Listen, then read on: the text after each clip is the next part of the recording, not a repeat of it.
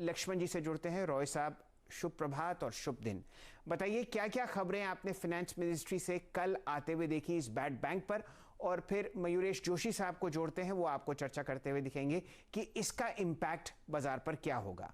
जो चर्चा थी वो आपके सामने अब स्क्रीन पर।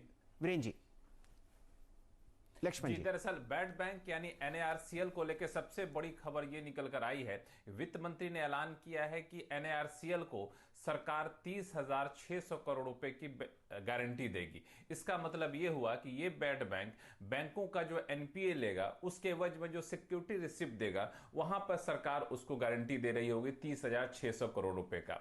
और ये जो गारंटी होगी ये 5 साल के लिए होगी, यानी आप जो NPA एसेट ले रहे हैं उसको 5 साल के भीतर भीतर आपको मैनेज करना है, इस बात का एक दबाव बना रहेगा। इसके एवज में दूसरे साल से 0.25% से लेकर 0.5% तक आपको फी देनी पड़ेगी इस गारंटी के एवज में। और ये जो गारंटी ली जा रही है इसके पीछे दरअसल मकसद ये है कि 2 लाख करोड़ रुपए तक के जो बैड लोन एसेट हैं उसको मैनेज करना है NARCL को। शुरुआती पहले चरण में करीब 90,000 करोड़ रुपए के एसेट को मैनेज करना है, और 500 करोड़ रुपए से ज्यादा के जो लोन होंगे, जो प्रोविजनिंग कर चुके लोन होंगे, उनको ये अपने हाथ में लेके NARCL उसको मैनेज करेगी। और इसके दरअसल इसमें खास बात यह है कि इस NARCL में 51% हिस्सेदारी जो है वो सरकारी बैंकों के रहने वाली है। तो मुझे लगता है कि फोकस ज्यादा सरकारी बैंकों के बैड एसेट पर यहां पर रहने वाला है। इस मौके पर वित्त मंत्री ने क्या कहा, आइए सुनते हैं। The Cabinet has approved for the issue of Government of India guarantee up to 30,600 crores for the security receipts which will be issued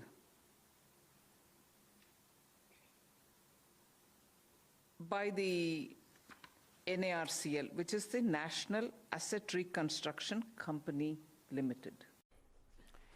तो लक्ष्मण जी, स्थापना हो चुकी 30,600 करोड़ की गारंटी भी आप सरकार की तरफ अगले समझिए 2026 तक आते हुए देख रहे हैं। ये बताइए क्या कुछ रणनीति या कुछ झलक आपको आती हुई दिखी सरकार की तरफ से कि पहले साल में या दूसरे साल में कितने NPA मूव होते हुए दिखेंगे?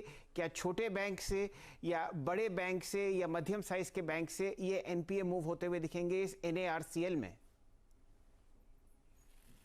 देखिए, यहाँ पे सरकार की रणनीति यह है कि शुरुआत में जो बड़े NPA हैं खास तौर से उनको NARCL के तहत लाया जाए, और इसके लिए सरकार ने जो NARCL का स्ट्रक्चर बनाया है उसमें 9 सरकारी बैंकों को शामिल किया गया है। उस 9 सरकारी बैंक अपनी अपनी इक्विटी यहाँ पर ले रहे होंगे NARCL में, और अपने जो बैड एसेट है जिनकी प्रोविजनिंग कर दिए होंगे उनको यहाँ पे ट्रांसफर करेंगे।